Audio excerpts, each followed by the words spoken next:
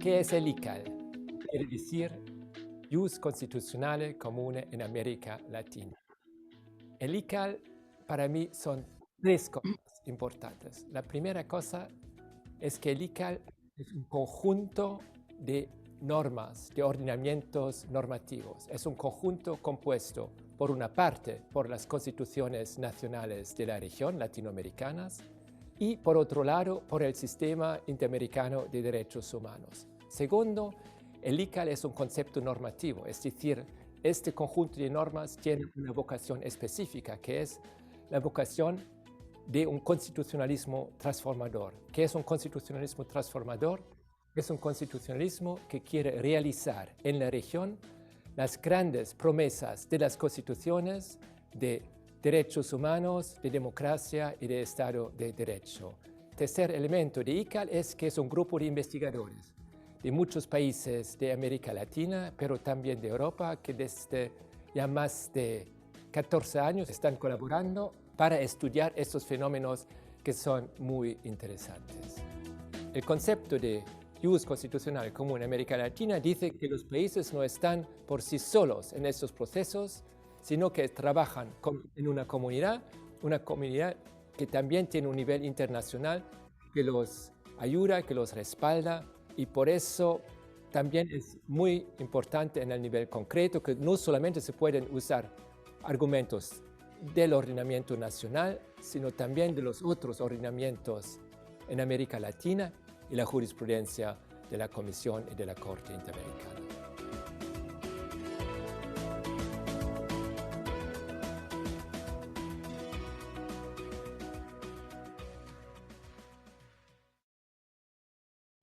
Listo, ahora sí. Buenas tardes a todos y todas nuevamente.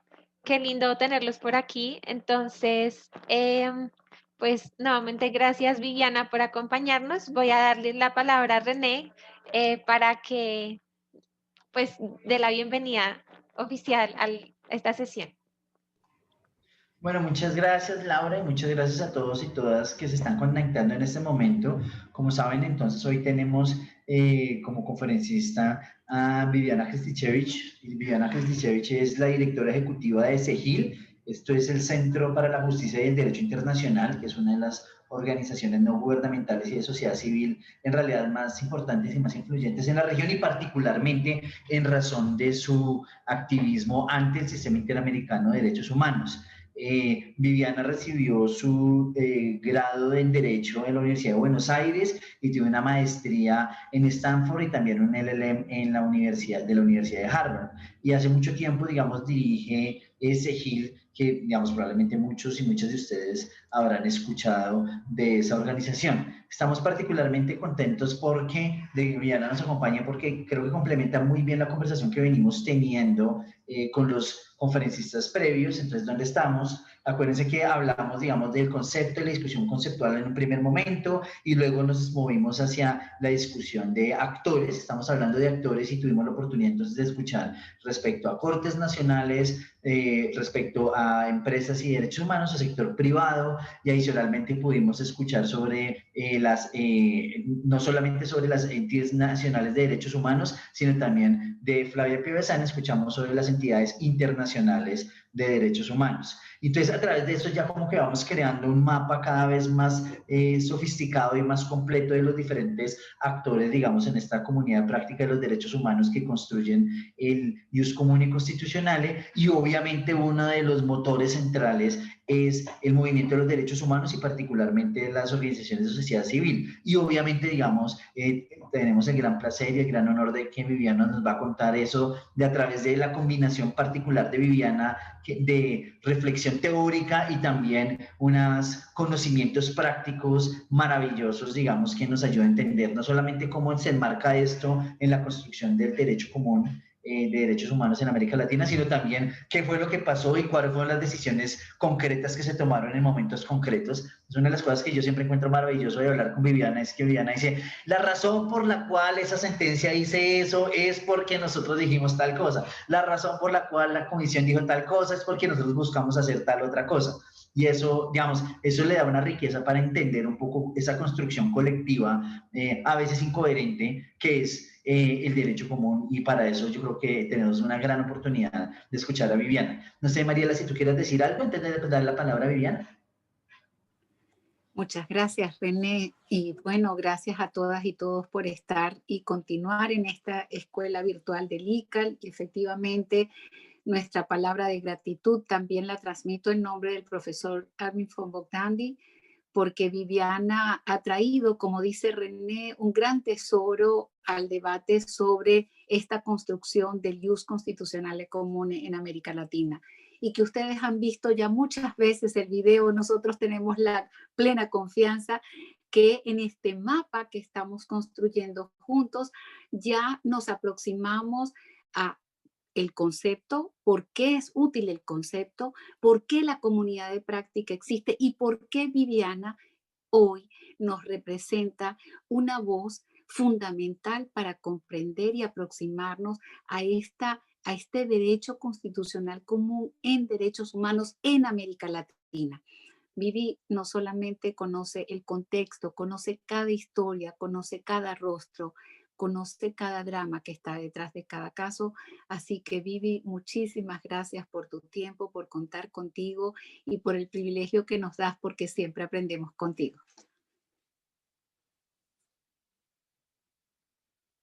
Muchísimas gracias. La verdad es que para mí es un placer y un honor estar acá participando de esta escuela.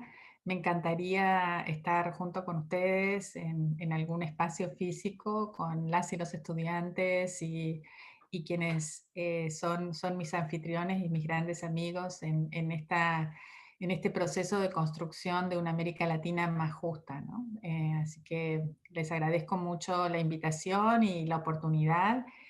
Y además quería notar que acá entre nosotras y entre las alumnas y alumnos hay mucha gente que ha participado de parte de estos procesos y que está involucrada desde distintos espacios también en estos esfuerzos de transformar el mundo, y incluidas varias de mis colegas que han participado de los procesos de investigación y que están participando también de los equipos de litigio y de incidencia de SEGIL, así que espero que disfruten también el conocimiento y las experiencias. Y nuevamente, muchas gracias. Creo que es muy importante para una mirada más profunda del constitucionalismo transformador y del ICAL pasar de esta mirada desde las instituciones y la jurisprudencia a una mirada más dinámica acerca de cómo se construyen estos procesos de cambio que incluyen conceptos, instituciones, pero también dinámicas de cambio que necesitamos comprenderlas desde las perspectivas de desarrollo jurisprudencial e institucional, pero también desde una perspectiva de cambio social, con herramientas que van más allá de las herramientas que en general traemos desde las escuelas de derecho. Y creo que en el proceso del ICAL, de esta construcción, de esta comunidad de práctica, ha habido un énfasis en comprender para profundizar estas transformaciones para nuestra región, que han sido interdisciplinarias, que han contado con filósofas y filósofos, y politólogas y politólogos, y gente, digamos, estas rara avis como René y Mariela y otras que vienen, en las que confluyen distintas ramas de las ciencias sociales y el derecho, y esta pasión por continuar los procesos de transformación y de fortalecimiento de la democracia, del Estado de Derecho y de la igualdad en nuestra región. Yo quería traer a esta discusión algunos elementos e historias que pueden servirnos para entender algunas de las contribuciones de las víctimas, del movimiento de víctimas, de la sociedad civil, del movimiento de derechos humanos, al desarrollo del constitucionalismo transformador y al desarrollo de estas transformaciones de las sociedades, de las estructuras jurídicas, de la institucionalidad en América Latina y en el sistema interamericano. Con una lente que incluye elementos del derecho, pero también de ciencias sociales. Entonces voy a hacer primero una pequeña presentación con algunos ejemplos de algunos de estos procesos y desarrollos y los aportes. Luego vamos a parar y nos vamos a dividir en grupos para que ustedes tengan la oportunidad también de reflexionar sobre la base de lo que escucharon y de sus propias experiencias acerca de un par de temas.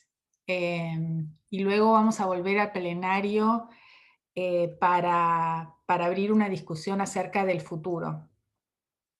Porque cada una y cada uno de ustedes tiene también un papel para cumplir en ese desarrollo de todo lo que nos falta, pero también la oportunidad de ayudarnos como sociedades a avanzar en esta gesta de profundizar la democracia y la igualdad y la no violencia en la región. Entonces ese es el espíritu de dividir la clase en 3 bloques. Esta presentación inicial, luego un trabajo práctico y luego un compartir y proyectar sobre el futuro.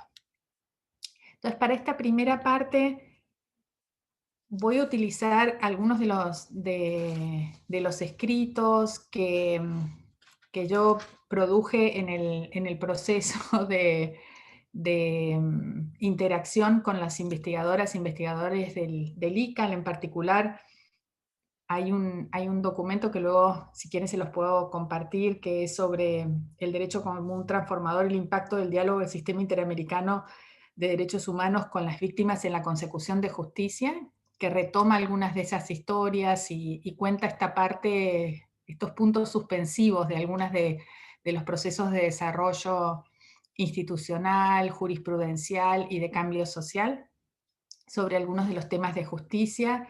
Y luego también voy a retomar algunas de las reflexiones que hemos hecho junto con René sobre algunos temas de impacto e implementación de sentencias que se nutren de las experiencias y de los marcos teóricos que vienen de relaciones internacionales, de teorías de juego, de sociología y de la experiencia práctica en la implementación de decisiones del sistema.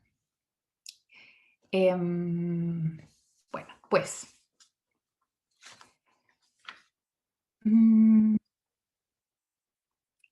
entonces, volviendo para atrás, creo que muchas veces la gente piensa, bueno, la Corte Interamericana, la Comisión Interamericana, un día se levantaron iluminadas y decidieron que iba a haber un derecho a la verdad, que las amnistías no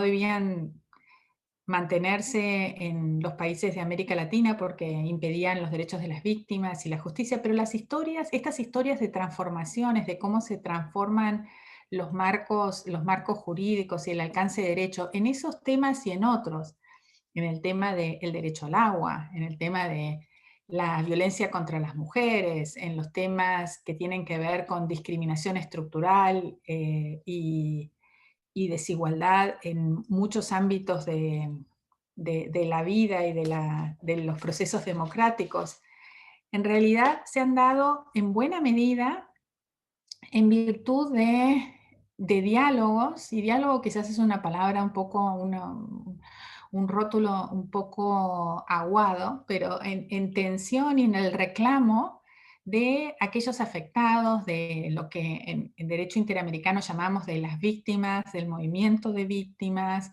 de la expresión articulada de muchos de esos movimientos en el movimiento de derechos humanos, en instituciones de sociedad civil, que se han articulado y han reclamado, no solo a través del derecho, sino en marchas, en campañas, en peticiones a nivel interno y luego a nivel internacional. Y esa articulación, esa manera de reimaginar el alcance de los derechos, hasta dónde puede llegar la protección de las constituciones y la protección del derecho internacional, han generado cambios muy importantes y desarrollos muy importantes en los marcos de protección a nivel nacional y a nivel internacional.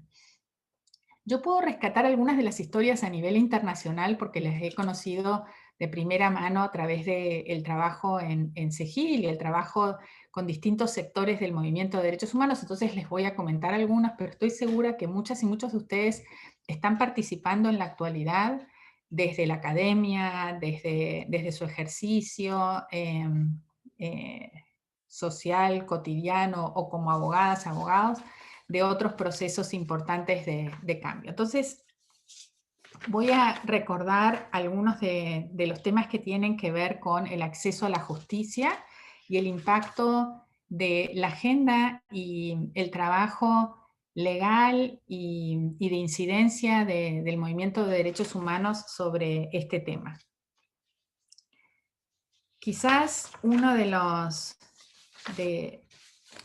desarrollos más conocidos del sistema interamericano es el desarrollo de la teoría de reparaciones, ¿cierto?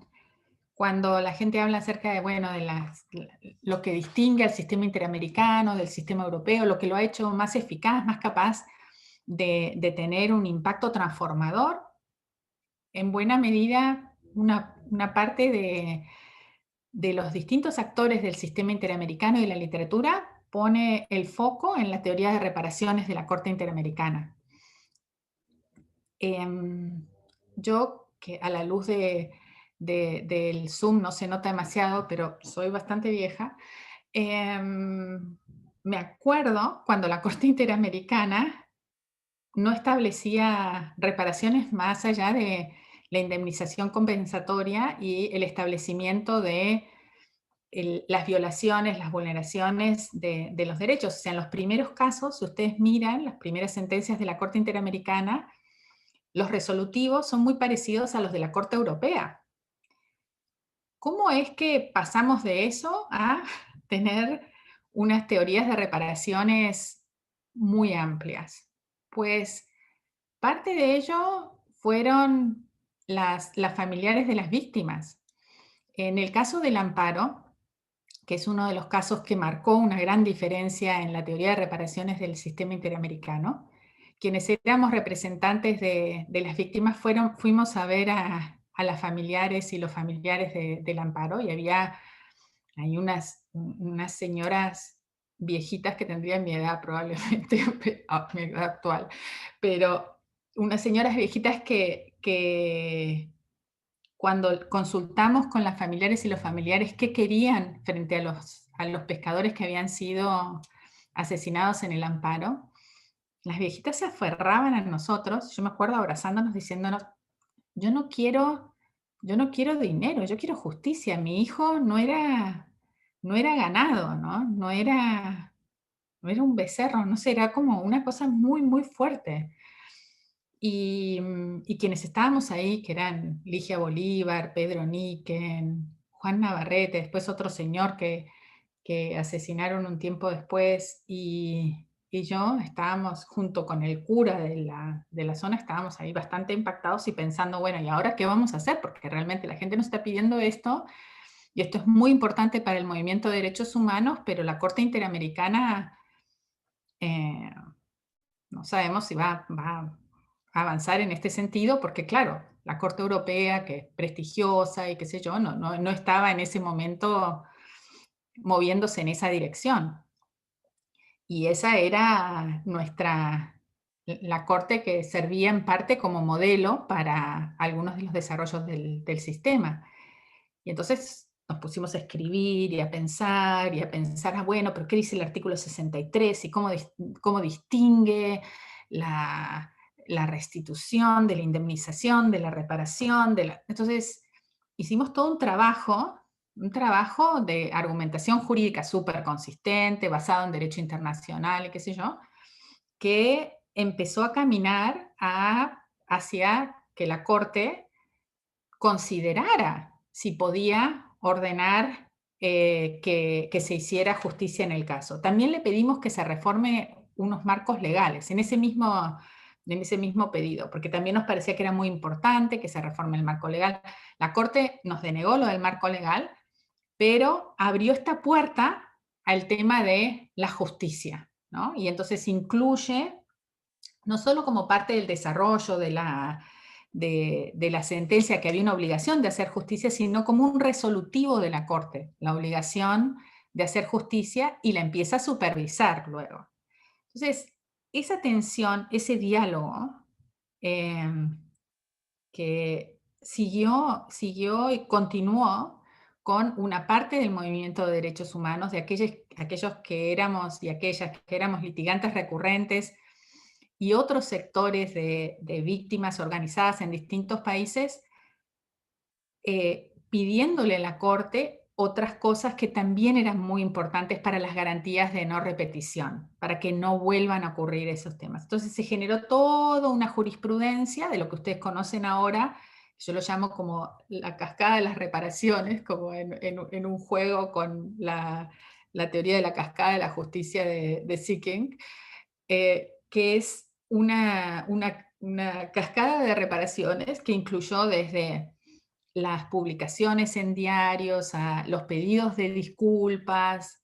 En todas esas cosas, al principio la comisión ni nos apoyaba porque le parecía que estábamos dementes los que estábamos pidiendo eso, pero es que no existía como, como parte de lo que hacían otros tribunales internacionales en ese momento. Entonces, en parte la inconsciencia, en parte la audacia, y en parte la certeza desde esos espacios de que, bueno, que teníamos que avanzar en esa dirección porque los cambios sociales no se iban a dar solamente en el contexto de América Latina con una declaración y un papel frío, que nosotros necesitamos otras cosas para que cambie esa realidad, que necesitamos órdenes más precisas, que necesitamos medidas de no repetición, que necesitamos que se capacite a las personas que están en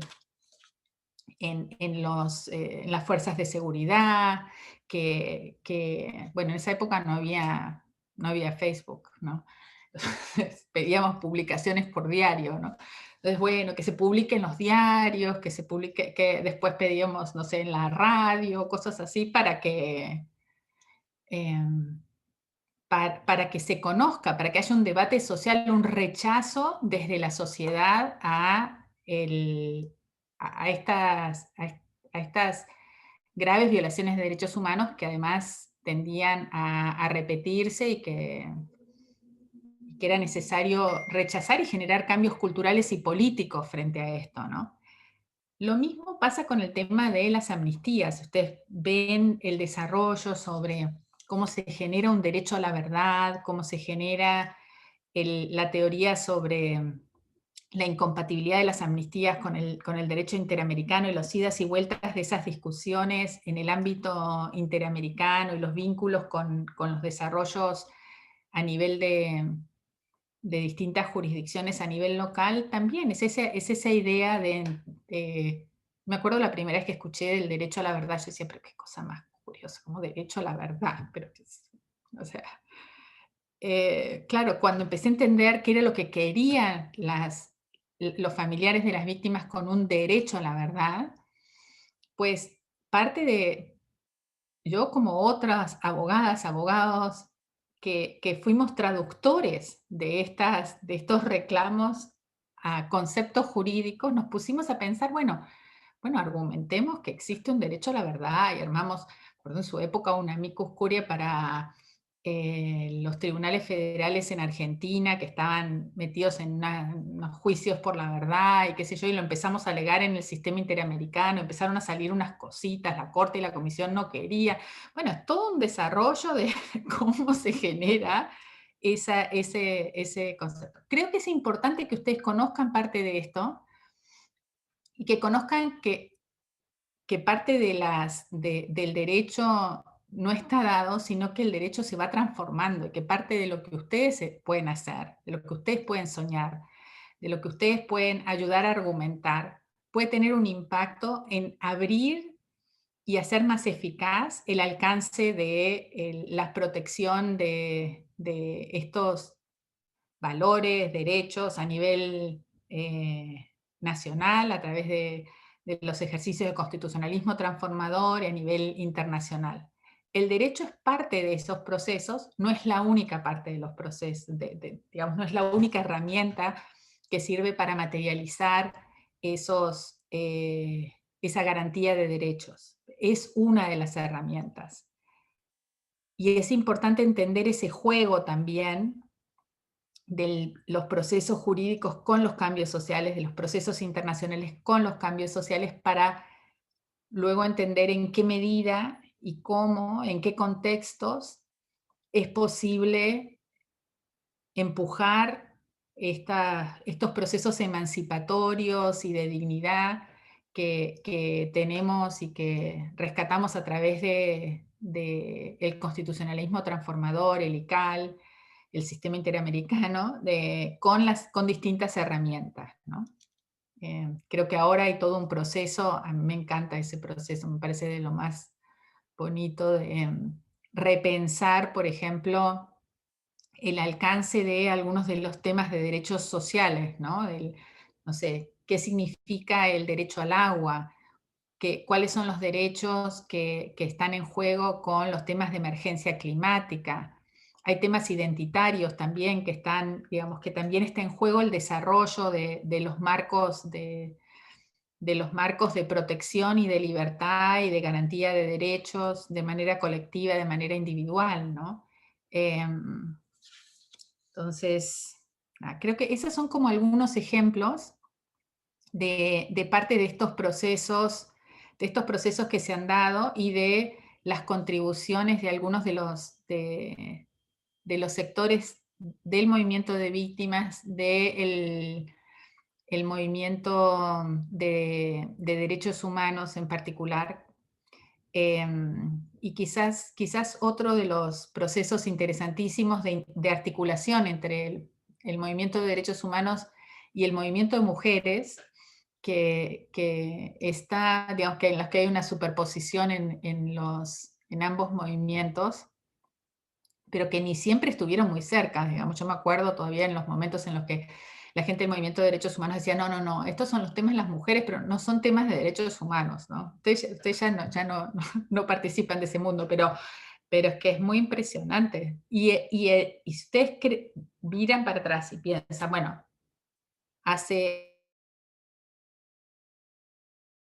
doméstica, no sé, la violación sexual en el matrimonio, la violación sexual casi en general, no era un problema de derechos, ¿no? En algunos países incluso había niveles de violencia doméstica que estaban excusados en el Código Penal, ¿no? No sé cómo, bueno, las lesiones leves hasta el 4º grado de consanguinidad no implican, digamos, no son punibles en varias legislaciones de la región. O sea, era impresionante. Y ahí hubo todo un proceso de construcción impresionante y de expansión del alcance del derecho a nivel interno, a nivel del derecho penal internacional, a nivel del derecho internacional de los derechos humanos, para entender las dinámicas de violencia de género, para entender el uso de la violencia de género en la represión de comunidades indígenas, de comunidades y grupos y organizaciones en contextos de conflicto armado, de conflicto social, ¿no? Este es otro proceso enorme, donde la transformación del alcance de la protección para más de la mitad de la población de la región se dio en buena medida, no desde arriba para abajo, se dio en ese proceso de tensión en el que los procesos organizados de reclamos de derechos, de disputa política sobre hasta cuáles son las conductas permitidas y cuáles no, y hasta dónde se puede llegar en la protección de la vida y los cuerpos de las mujeres, cambió radicalmente y sigue cambiando, ¿no? Y sigue cambiando como lo vemos en tantas marchas en toda la región. Entonces,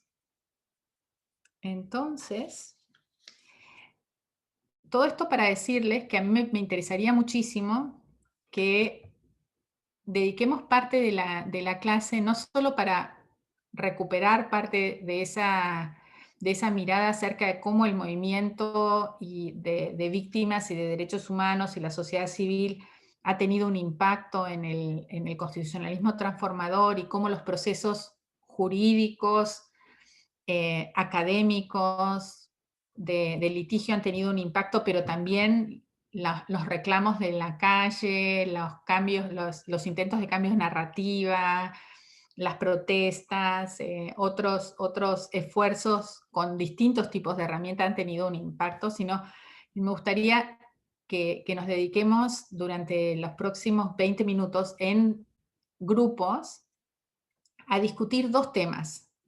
Y estos son temas porque a mí me gustaría que ustedes reflexionen acerca de la actualidad y lo que es la agenda clave del movimiento de derechos humanos en América Latina.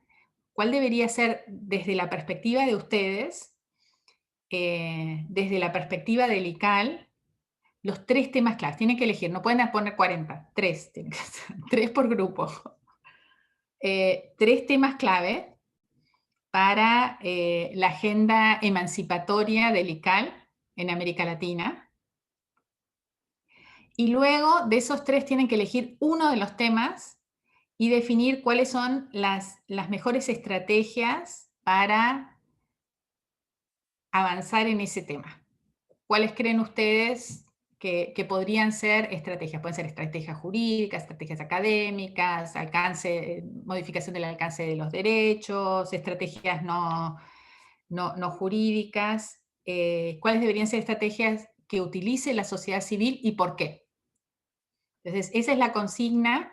Yo creo que Laura, que es una maravilla, nos va a mandar esto que yo planteo por escrito para que lo tengan todos y nos va a dividir en grupos para que cada uno de los grupos pueda responder esas 2 preguntas en 20 minutos y tienen que elegir una vocera o un vocero que comparta con el grupo general en no más de 3 minutos, pero 3 minutos alemanes, porque acá estamos en el Max Planck.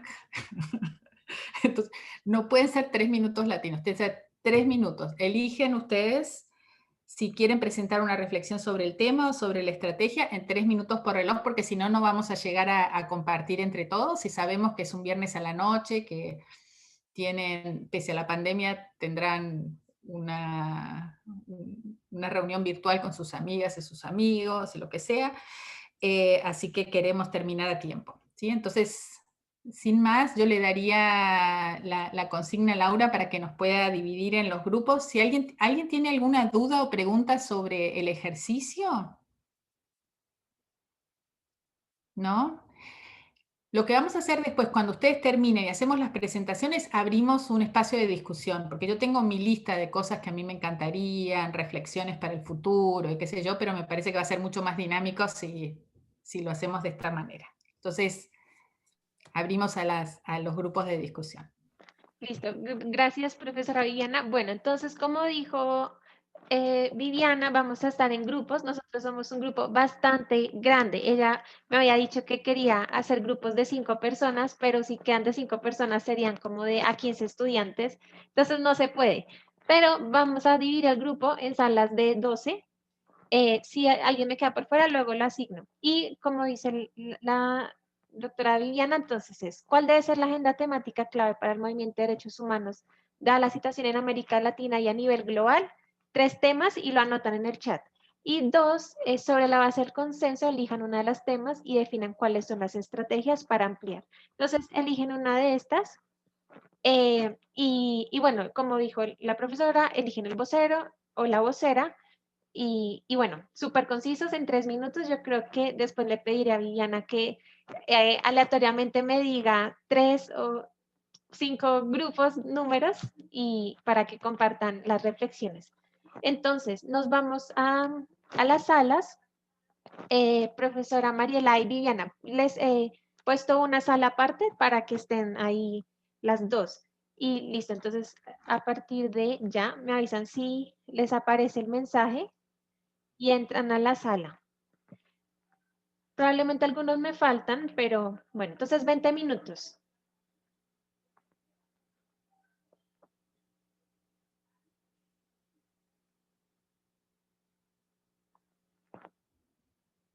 Mariela, ahí puedes ingresar. Ah, listo ya.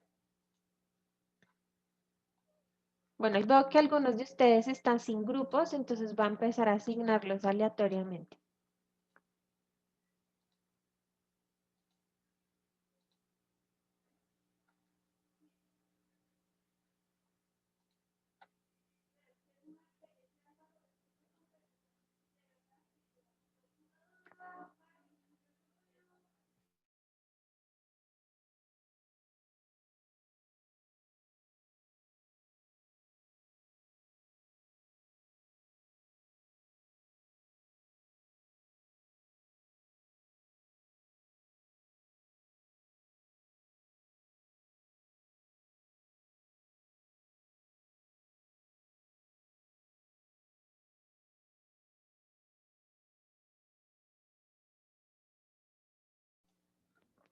Hola chicos y chicas, porfis ahí les va a aparecer un mensaje para que se unan a los grupos.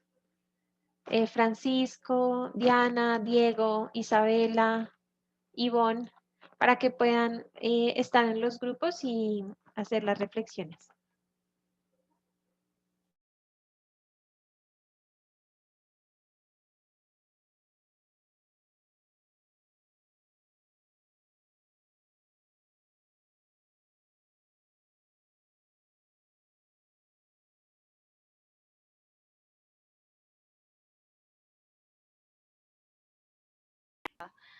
Pendiente en la agenda y hoy más que nunca en lugares, por ejemplo, en mi provincia, en la que fuimos azotados por una ola de femicidios, de asesinatos a niñas incluso, y de una gran impunidad estatal.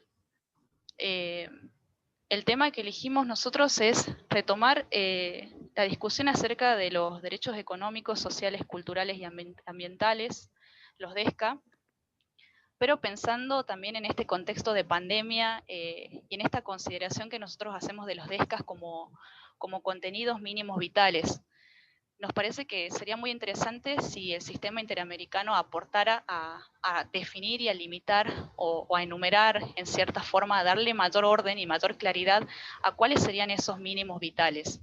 Por ejemplo, un derecho al agua, hay una posibilidad de medir litros, o el derecho a la alimentación, también hay posibilidad de medir comidas diarias, por ejemplo. Pero hay otras cuestiones que quizás no están del todo claras y que sería realmente un gran aporte si se podría limitar o por lo menos darle un marco a esos derechos. Excelente. Gracias, Micaela, justo en los 3 minutos. Bueno, entonces, ese fue el grupo 12. Entonces, no sé si al final, Viviana, quieras hacer como unos comentarios generales. Me gustaría escuchar a los distintos grupos para que veamos las áreas de superprofesión. Yo estoy sacando fotos de todas las cosas que pusieron todos para ver, a ver cuáles son los temas que se conectan y esto, y después, si les parece, podemos discutir en grupo. Me encantaría, por supuesto, escucharlas a todos y todos, pero creo que como es tan grande la clase, no vamos a poder en esta ocasión. Ok, listo. Entonces vamos, ese fue el grupo 12, ahora vamos con el grupo 11. Perdón, me muteé. Está Camila Morales, Fernanda Sujei, no sé cómo se pronuncia, perdón, y Juan López. Entonces, adelante, el moderador o la moderadora. Tienen 3 minutos. Hola, ¿cómo están? Yo tampoco puedo prender la cámara porque también tengo problemas de conexión, qué pena con ustedes. Pero bueno, nosotros discutimos en el grupo, bueno, que Fernanda es de México y yo soy de Colombia, con mi compañero Juan también, los dos somos de Colombia. Entonces, lo que estábamos discutiendo es que, pues, que estos países tienen como grandes problemas estructurales de desigualdad y, por ejemplo, que también, pues que todavía, entonces, por un lado, como de pronto un acceso real de oportunidades, como, pero por otro lado también vemos que todavía hay muchos problemas para respetar pues un derecho fundamental básico que es la vida. Vemos que todavía pues no sé, como que ahí todavía se presenta la matanza de muchos líderes sociales y, y bueno, como una de las estrategias que buscábamos implementar, pues que discutimos, es aprovechar todo este uso de las tecnologías, pues cómo ha evolucionado todo este uso de las tecnologías. Entonces, por un lado, pensamos que eh, por ejemplo, gracias a todas estas redes sociales que han surgido, es que se han hecho visibles, no sé, aquí, por ejemplo, en todas las marchas que hemos tenido en Colombia, se han hecho visibles como todos esos abusos de la fuerza por parte de la policía y eso ha permitido mover a mucha gente y entender cómo hacerle un control social y político a nuestros gobernantes. Entonces, por un lado, el uso de las redes sociales ha sido como una forma de movernos, como de que no queda callado, sino que se mueve por el Internet. Y por otro lado, pues también hacíamos referencia a la tecnología.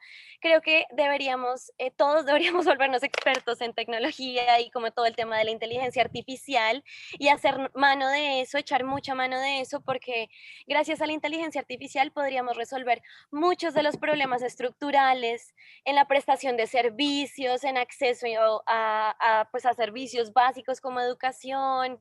Creo que se podrían reconstruir, no sé, como por medio de eso, aplicándolo al ámbito del derecho, de la medicina, de varios campos, realmente podríamos hacer que le llegue a más personas, pues más derechos fundamentales, que finalmente no es que no los tengamos, yo siempre pienso que nuestra constitución los tiene, el problema es que no se materializan. Entonces, creo que si todos nos volvemos unos expertos en estos temas, pues podríamos solucionar muchos de los problemas estructurales pues que tiene países en toda Latinoamérica. Listo, muchas gracias. Gracias, Camila, también súper a tiempo. Bueno, ese fue el grupo 11. Ahora sigamos con el grupo 9. En el grupo 9 estaban Gabriel Ricardo, Gabriela García, iPad de Lenovo, no sé cómo te llamas, pero ahorita nos puedes compartir.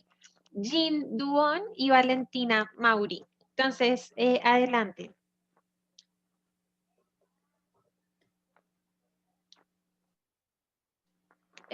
Grupo 9. Ah, listo. Ahí veo que Ricardo se... Listo. Dale, adelante. Listo, gracias. En mi grupo identificamos 3 problemas.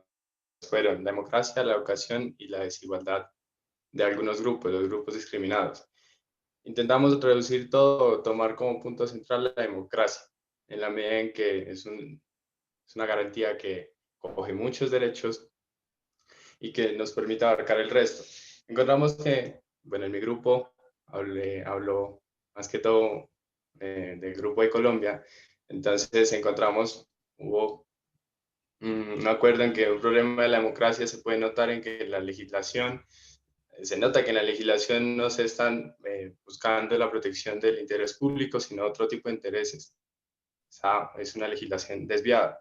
También encontramos que se escindió de tal manera, de una forma tan ostensible a la sociedad civil de los grupos políticos, que se pueden obviar los reclamos y quejas que hace la sociedad y hasta se pueden acallarlas, como ocurrió hace poco en Colombia y ocurrió siempre en muchos lugares de Latinoamérica. Y eso también genera una falta de efectividad. Uniéndolo con la falta de educación, encontramos que si se enfocara para los cambios ya, una de las preguntas era cuáles son las mejores estrategias, entonces mejorar un sistema de educación para las personas para que sepan la importancia de sus derechos y que cuando se les ponga a decir algo, ellos realmente estén decidiendo, no sea una democracia aparente. Unido con los grupos discriminados, encontramos que, uniendo esto también a la falta de institucionalización de instituciones en el Estado, como lo ha dicho García Villegas para Colombia, que la parte institucional se muestra que en las fronteras de nuestro territorio colombiano se difumina el Estado. Asimismo, se difumina hasta en las mismas ciudades, en las fronteras de cada ciudad. Entonces, las estrategias serían intentar fortalecer la unión entre la sociedad civil y los poderes públicos, como tener mejores instrumentos para participar. Hace poco Gargarela, en una conferencia en un conversatorio que dio para la Universidad de Caldas, él decía, es que el voto es mentira que pueden decidir a través del voto, sí es algo muy insuficiente. Además, él hacía referencia, no acaba el tiempo, a que el poder público, o sea, los senadores, los parlamentarios debería ser posible denunciarlos, ¿sí? Tenerlos más cerca, darle órdenes, así como ocurría antes. ¿Sí? Entonces, mejorar el voto, fortalecer las instituciones, mejorar la capacidad del ciudadano para poder corregir los errores institucionales y mejorar la educación para que la sociedad sepa qué elegir. Y muchas gracias.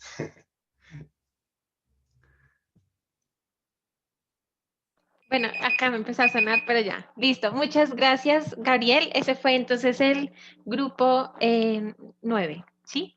Ahora, entonces, ahí veo que Viviana está tomando bastantes apuntes, entonces sigamos con el siguiente grupo, que sería el grupo 5.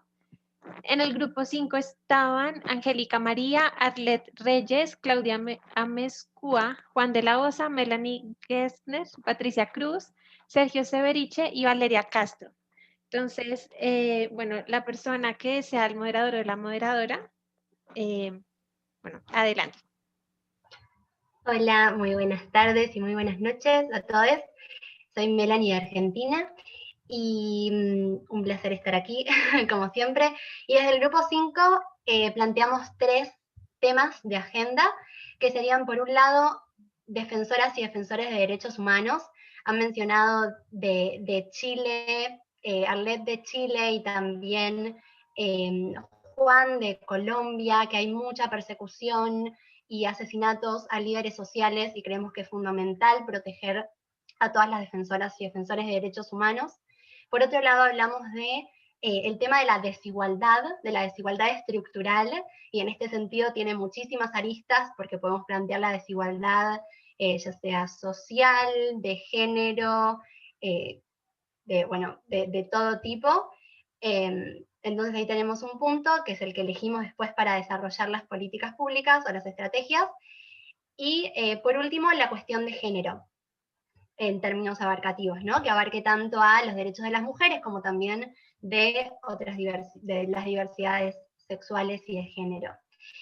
Y muy en la línea que planteaba Camila Morales, creemos que es fundamental garantizar el acceso a la información y la transparencia de la información de forma democrática, digamos, que pueda acceder todo el mundo a la información, y creemos que la difusión a través de redes sociales y de todos los medios de comunicación es muy necesaria.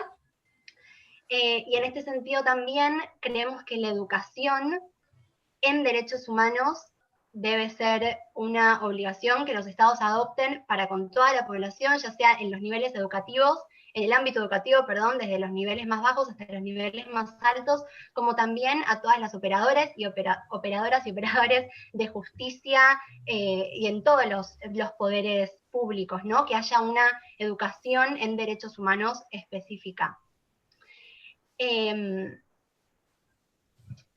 Y también, bueno, obviamente en este sentido, adoptar políticas públicas para desarmar y solucionar el tema de estas desigualdades estructurales que afectan a toda la región.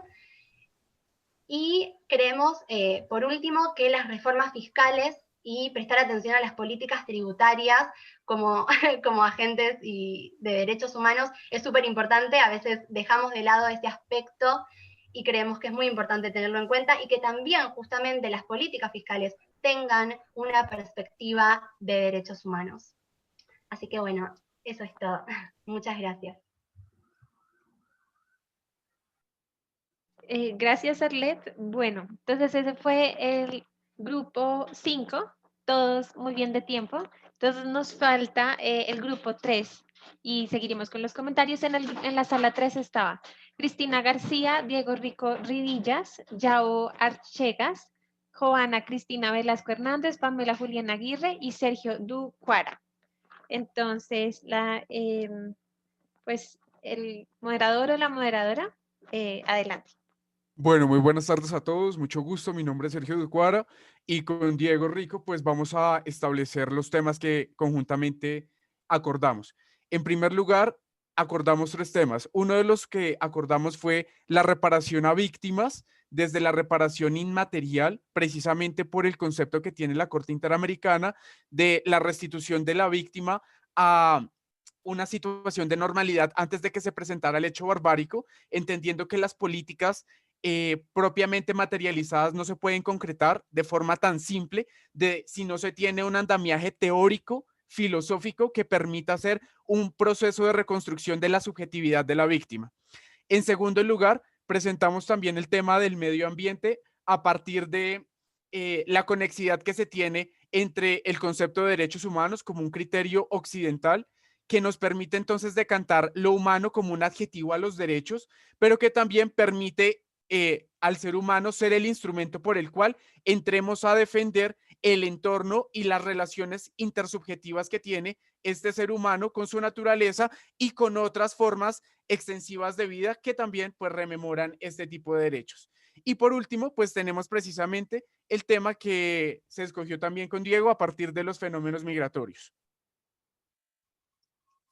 Gracias, Sergio. Sí, así es. Entonces, en tercer lugar, tenemos básicamente el tema de la xenofobia, pero haciendo especial énfasis en algo de la porofobia, y es que, bueno, en el grupo en el que estábamos, la mayoría éramos de Colombia, y una de las conclusiones a las que llegamos es que particularmente por toda la crisis migratoria que vive en este momento la región, pues de alguna manera se han ido generalizando los discursos xenofóbicos, y estos discursos xenofóbicos, pues normalmente están cargados de un asunto de rechazo, pues como es la porofobia, como rechazo a los pobres, porque no se rechaza, pues de alguna manera cualquier migrante. Y este es un tema particularmente complejo, como plantear soluciones. No tenemos una fórmula mágica para solucionarla, pero de alguna manera una de las cosas que se nos ocurre es que de alguna manera, en la medida en que la sociedad civil haga mayores exigencias a sus dirigentes y rechace la xenofobia, que en el caso colombiano, pues distintos líderes políticos y de opinión han abiertamente expresado sus opiniones abiertamente xenofóbicas, pues esto se va interiorizando y se va normalizando como por parte de la sociedad en general. Entonces es necesario que la sociedad civil y las distintas ONGs y distintas organizaciones pues rechacen enfáticamente como esta especie de discursos, y también es importante que se amplíe como el reconocimiento de los derechos que en el caso colombiano pues aún se ve mucho por parte de los jueces constitucionales el rechazo como del amparo del acceso a la salud por parte de las personas migrantes o refugiados. Gracias, Laura. Gracias. Bueno, gracias Diego y Sergio. Entonces, Viviana, te doy la palabra. Adelante. Bueno, yo hice una lista, mientras ustedes hablaban y chateaban y qué sé yo, de los temas que se identificaron, que creo que son como 18 entre los 12 grupos. Hay algunos que se repiten varias veces que tienen que ver con, digamos, con un conjunto de preocupaciones fuertes sobre temas de igualdad, desigualdad, incluida la porofobia, que es una nueva palabra que me han regalado este curso, o sea, que demuestra así toda la riqueza de enseñar y aprender juntos. Y creo que esa es una de las preocupaciones centrales que han surgido, y luego todo lo que tiene que ver con las garantías de derechos, ¿no? Todos los temas de acceso a la justicia, efectividad del sistema interamericano, responsabilidad, y qué sé yo, que es otro paquete, y un grupo de preocupación, gente preocupada por los temas de medio ambiente, que ese es otro de los, digamos, con un nivel menor y superpuesto también con los temas de igualdad, pero son los 3 grandes temas, y luego hay una serie de temas que por supuesto están relacionados y me parece que son muy importantes, pero esto demuestra la variedad de las preocupaciones que tenemos dentro de los espacios, pero también algunas de las líneas centrales. Yo he venido pensando en este tiempo cuáles son algunos de los desafíos que tenemos para adelante, para el ICAL y para el trabajo propio, en parte porque creo que la dimensión de algunos de los problemas que que se revelan con la pandemia y con la crisis de emergencia climática nos llaman a poner un foco en los temas de igualdad y a entender las desigualdades y cómo se están magnificando algunas de las desigualdades. Eso en América Latina, lo que proyectamos para los próximos años, es bastante triste desde distintos espacios, pero también creo que es bueno tener como los ojos abiertos frente a estas cuestiones para poder responder desde el derecho, desde los procesos organizativos en mejor manera. Y también, bueno, me llamó bastante la atención los temas que señalaron, porque creo que son todos súper relevantes e importantes para la región. Yo creo que algo que nos está faltando en la agenda futuro, es entender la interconexión de los distintos temas, ¿no? Creo que a veces cuando nosotros vamos listando los temas, no era parte de este ejercicio, ¿no? Pero a veces, tanto en el diagnóstico como en el abordaje, perdemos las cadenas de los vínculos de relación entre distintos problemas estructurales, ¿no? Entonces, creo que cómo la desigualdad afecta el acceso a la justicia, cómo la desigualdad afecta el acceso a los derechos sociales, cómo esto puede manifestarse también en tensiones sociales que a su vez generan erosiones en el sistema democrático, que a su vez generan crisis migratorias, ¿no? Entonces hay como una cadena a veces de vínculos entre procesos de diagnóstico y de transformación de procesos sociales que no necesariamente miramos de manera interconectada. Creo que es importante pensarlas de manera interconectada, porque no pensarlas de manera interconectada nos puede hacer no entender cuáles son algunas de las causas y de las consecuencias de algunos de estos fenómenos, cómo se vinculan con otros fenómenos, cuáles pueden ser posibles aliados o detractores en los procesos profundos de cambio que queremos promover, ¿no? También pueden ayudarnos a identificar cómo frente a algunos de los procesos de esfuerzos para generar un cambio específico, no vamos a poder resolverlo sin vincularlo o complementarlo con otros tipos de cambios. Por ejemplo, no sé, un ejemplo muy, muy sencillo y algo de perogrullo, pero es que, bueno, por ejemplo, frente a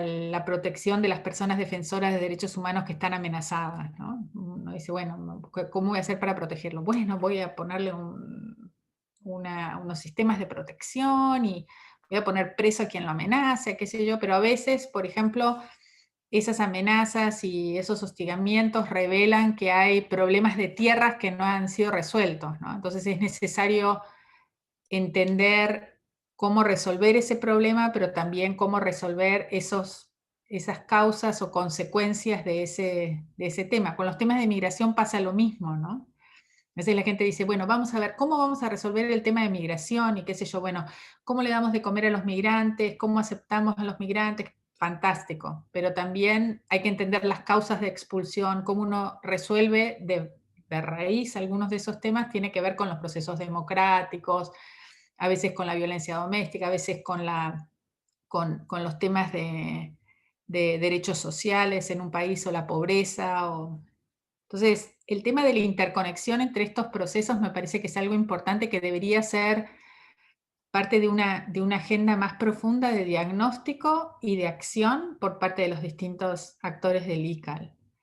Y entender también cuáles pueden ser como algunos de los espacios de apoyo que podemos llegar a tener para abordar estos problemas, más allá de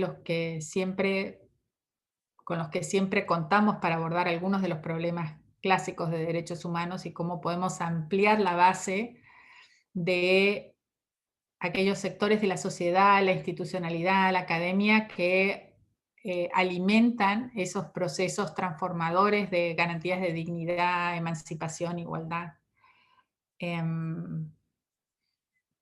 Y me parece que es súper importante también cuando vamos pensando en los espacios de apoyo y de cambio, pensar, y creo que hay varias de ustedes que plantearon cuáles son algunas de las dinámicas sociales o algunos actores que no necesariamente son el Estado, que tienen que ser parte de focos de acción para generar cambios, ¿no? Con temas de igualdad, con los temas de esta palabra maravillosa del odio a los pobres, digamos, ¿no? Que tiene que ver con, no solo con el Estado, qué sé yo, sino con la manera en la que funcionan parte de los procesos y dinámicas sociales de exclusión, ¿no? Y eso puede implicar mantener un foco en el Estado, pero también mantener un foco en las obligaciones positivas que tiene el Estado de garantía de derechos frente a empresas, a procesos transnacionales, a espacios de ciudades, a conductas entre particulares, ¿no? Y creo que un gran desafío del ICAL y del movimiento de derechos humanos es también pensar en las herramientas interdisciplinarias de análisis y de solución de los problemas, ¿no? Creo que ese es, para mí es una de los temas en los que yo siento que tenemos como más limitaciones desde el mundo de los abogados y las abogadas, porque muchos de nosotros somos abogados porque creemos en la justicia, creemos en los derechos, creemos en el Estado de Derecho, ¿no? Todas esas cosas. Pero no necesariamente tenemos las mejores herramientas para pensar y analizar algunos de los procesos de cambio social, digamos. No digo necesariamente que los académicos tengan mejores herramientas, ¿no? No estoy diciendo eso. Estoy diciendo que a veces es un proceso como interdisciplinario también de creación y de reflexión colectiva, de entender cómo ocurren algunos procesos en situación y ahí sí creo que desde la academia y desde el derecho sería importante, y acá tenemos a Patricia Cruz, que es una de nuestras colegas que además de abogada es politóloga, por ejemplo, me encanta, que necesitamos repensar esas dinámicas de hasta dónde el derecho, el lenguaje del derecho, la institucionalidad del derecho, los actores que nos articulamos en procesos de cambio social a través del derecho, podemos construir esas aspiraciones, aportar esas aspiraciones que nos plantea el ICAL, que nos plantean nuestras constituciones, que nos plantea el sistema interamericano. Y para eso sí creo que es necesario mejorar esa caja de herramientas de análisis interdisciplinario. No para excluir al derecho, porque creo que a veces, digamos, desde algunas disciplinas dicen, bueno, el derecho no importa, qué sé yo, o desde algunos sectores de la política o del desencanto frente a la institucionalidad.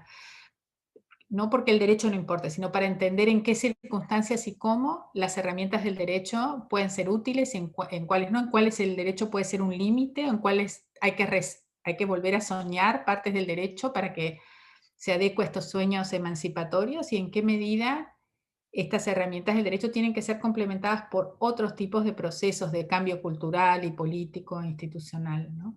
Entonces, esa sería como mi aporte de pensar hacia dónde también deberíamos ir con parte de este proceso. Entonces, no sé si quieren, todavía nos quedan unos minutitos y podemos abrir para alguna reflexión o pregunta.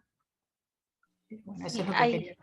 perdón, Viviana. Bueno, antes veo que Carlos tiene la mano levantada.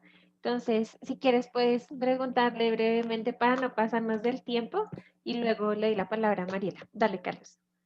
Sí, solamente una pregunta rápida, que sé que el tema puede ser muy extenso, pero perdón, no quería quedarme con las ganas. Con todo lo que acaba de decir, justo de la forma en la que el derecho puede ser una herramienta emancipatoria y transformadora, me gustaría, sobre todo siendo usted y teniendo toda la experiencia que tiene, como qué papel juega ahora el litigio en esta transformación, porque creo que la mayoría de los textos que normalmente, o al menos personalmente leo, y que más se difunde, es sobre el papel del juez y de la jueza. Pero creo que es clave que el litigio es quien le presenta al juez y a la jueza estas ideas innovadoras y transformadoras. Entonces, justo como cuál es la experiencia y la forma en la que ustedes en su experiencia han utilizado esta herramienta. Gracias. Sí, yo creo que la historia es mucho más compleja, ¿no? Entonces una cosa es como verlo más como unidimensional, bidimensional. Yo lo que nos llamo es a una mirada como tridimensional. Incluso cuando, digamos, creo que alguna gente dice, bueno, hay que mirar qué es lo que dijo el juez con la sentencia, ¿no? Otros pueden decir, bueno, hay que mirar qué es lo que pasó con el proceso de litigio. Yo lo que te invito, Carlos, es a pensar, bueno, ese litigio no ocurre en el vacío. Ese litigio muchas veces... Entonces esta es como esta tercera dimensión.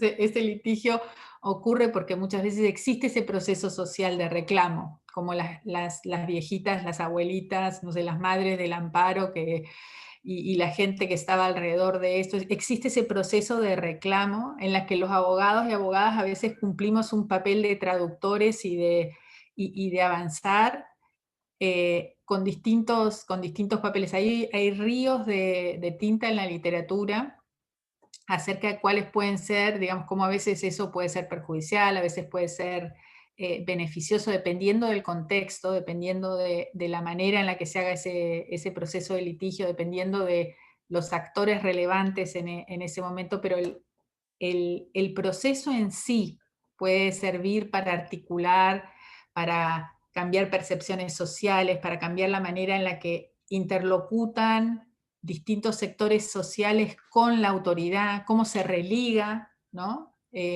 Algunas de los sectores con sectores de la institucionalidad, y luego en sí el resultado, ¿no? De ser escuchado y tener una sentencia, eso después puede volverse también en otra herramienta para respaldar otros tipos de procesos sociales, otros procesos legales, la actuación de juezas, jueces, fiscales que están involucrados en hacer justicia con esa herramienta de litigio internacional o con esa sentencia. Entonces, a mí me parece que hay muy poco escrito sobre eso. Yo las invito a todas y todos a que piensen y escriban desde sus espacios. Realmente en la academia hay una ausencia de trabajo sobre estos temas, de rescatar parte de las historias. Y hay muchas de esas historias, como no las estamos escribiendo, no las estamos rescatando, hay muchas historias que se van a perder y con eso se nos va a perder la historia de los procesos de cambio de América Latina. Entonces, entrevisten, escriban, piensen sobre esto. Yo les puedo compartir parte de estas cosas, pero quizás lo mejor que les puedo compartir es el desafío de que ustedes tomen la posta y retomen ese proceso de pensar y escribir y de pensar los procesos de litigio, los procesos de uso del derecho como procesos emancipatorios. A mí me emociona muchísimo. En México yo he participado como ocasionalmente, porque eso creo, no sé ni siquiera si es legal, pero en las marchas de Ayotzinapa, ¿no? Entonces, y la gente canta, digamos, canta unas cosas sobre la Constitución, ¿no? Entonces la Constitución, y no sé qué artículo de la Constitución, aquí Patti se debe acordar, pero como a mí me emociona, por ser abogada, defensora de derechos humanos, pero que cómo a veces el derecho se transforma en esa herramienta también para articular ese reclamo, ¿no? Ese reclamo de justicia. Entonces no es solo el derecho como herramienta de litigio, puede ser el derecho como herramienta para reconocer que tenés un derecho, ¿no? Y eso también es parte del reclamo, especialmente con los temas de igualdad. Para las mujeres es muy claro, ¿no? De decir, bueno, no, que te traten mal en el trabajo y te digan que sos una tonta porque sos mujer está mal. Pero cuando yo estudié en la universidad había profesores que decían esas cosas. Ahora está... saber, conocer, reconocer algunas cosas de igualdad como derechos, eso es es muy empoderador para la acción también. Entonces, el derecho como herramienta de litigio, fantástico. La sentencia como herramienta de cambio, fantástico. Pero los derechos y las herramientas de cambio, incluidos la idea de los derechos, pueden ser útiles en otros tipos de espacios que no solo son el espacio de litigio, pero que son complementarios con ese espacio de litigio. Gracias, Viviana. Y bueno, Carlos, por esa pregunta tan, que nos deja como con tantas preguntas además y nos reta también, como decía Viviana, pues a escribir. Veo que ya estamos un poco pasados de tiempo, entonces si alguno o alguna necesita salir, pues no hay ningún problema. Yo solo quería rescatar, antes de darle la palabra a Mariela, que justamente las discusiones que hablamos hoy, y me gustaría mencionar que Viviana hablaba también de la interdisciplinariedad, y justo eso creo que hace como un puente con nuestro próximo módulo que vamos a empezar, que es ICAL, Economía y Desigualdad. Entonces, creo que ese aporte, pues de alguna manera nos conecta con nuestro siguiente módulo que vamos a empezar ya la próxima semana, el miércoles con la profesora Laura Clérico, que vamos a hablar de ICAL y desigualdad. Y el viernes, también en la mañana a las 8, ambos van a ser en la mañana, con Franz Ebert, investigador del Instituto Max Planck, que nos hablará del ICAL y el derecho internacional económico. Y bueno, y después veremos ICAL y DESCA, que también vi que eso estuvo bastante mencionado en los comentarios. Entonces, solo quería dar ese pequeño aporte como para que vayamos viendo, como dice René, como ese mapa que comenzamos como ese mapa de principios y conceptos básicos, luego los actores, que hoy ya cerramos con la profesora Viviana, y ya comenzamos al tercer módulo, que es ICAL, Economía y Desigualdad. Entonces, ahora sí, Mariela, te cedo la palabra para cerrar la sesión, y sin antes de darte las gracias nuevamente, Viviana, por acompañarnos y por hacer de esta sesión tan, pues, un espacio para discutir y compartir todas nuestras reflexiones. Entonces, ahí te cedo la palabra, Mariela. Bueno, yo creo que antes de pasar al otro módulo, los quiero dejar en esta y quiero retomar las palabras de Viviana, adecuar el derecho a los sueños con estos procesos emancipatorios y hacerles una invitación para trabajar justamente en reconstruir esas historias. Y yo tenía reservado, Vivi, qué maravilla esta convergencia, porque estuve hablando con Aníbal Pérez Liñán a partir de una sesión, un panel que tuve la oportunidad de escuchar con profesores de las artes que están, por supuesto, trabajando todo lo que significa los monumentos, las reparaciones, lo que eso empodera, lo que significa una protesta en la Plaza Bolívar de Bogotá, donde llegan las defensoras y defensoras de derechos humanos con los ataúdes en cartón, en el centro del poder.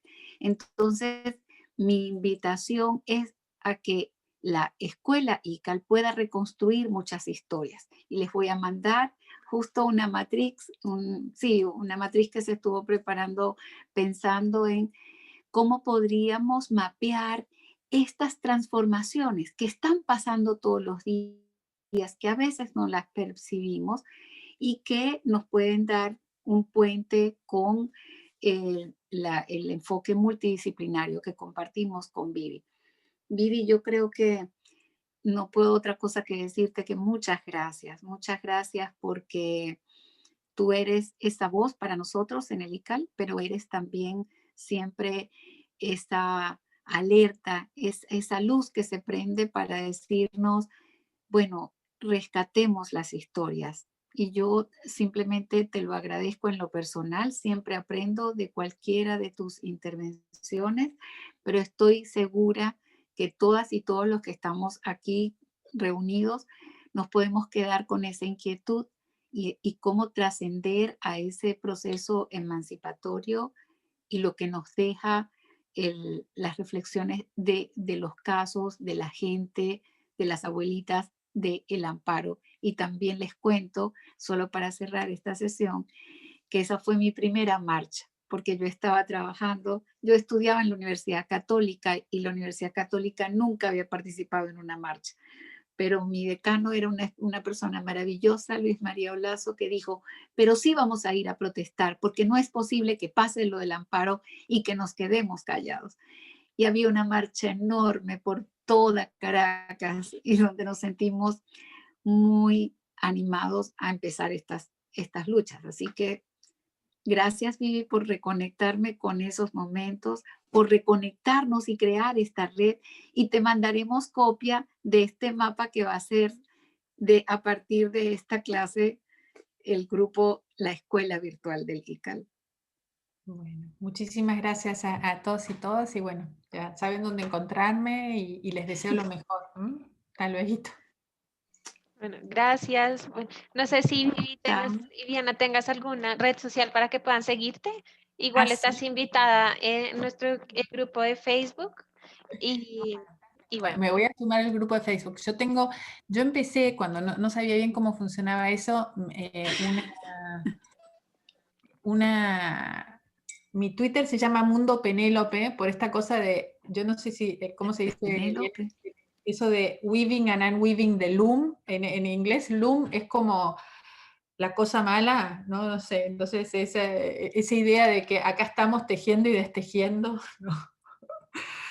para tratar de mitigar esas cosas malas, ¿no? Entonces, mi Twitter no se llama Viviana Kristisevich, Twitter no sé qué, sino Mundo Penélope, y después me pueden encontrar, creo que mi Instagram está abierto y me sumo al grupo de Facebook. Pero sí, me encanta estar con ustedes y no, mi invitación de siempre es a no aceptar el derecho, sino a desafiar el derecho y a reinventar el derecho y a no decir, no, esto no está en los tratados. No, bueno, pues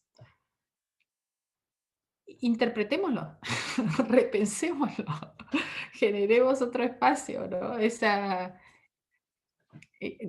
no aceptar, pero no para dejarlo por fuera, digamos, decir, bueno, entonces el derecho no sirve para nada, sino para tomarnos el derecho, para ampliar el alcance del derecho, porque esa es la promesa que nos hicieron las constituciones y los tratados, que nos iban a respetar en dignidad, en igualdad, en esas luchas emancipatorias, pues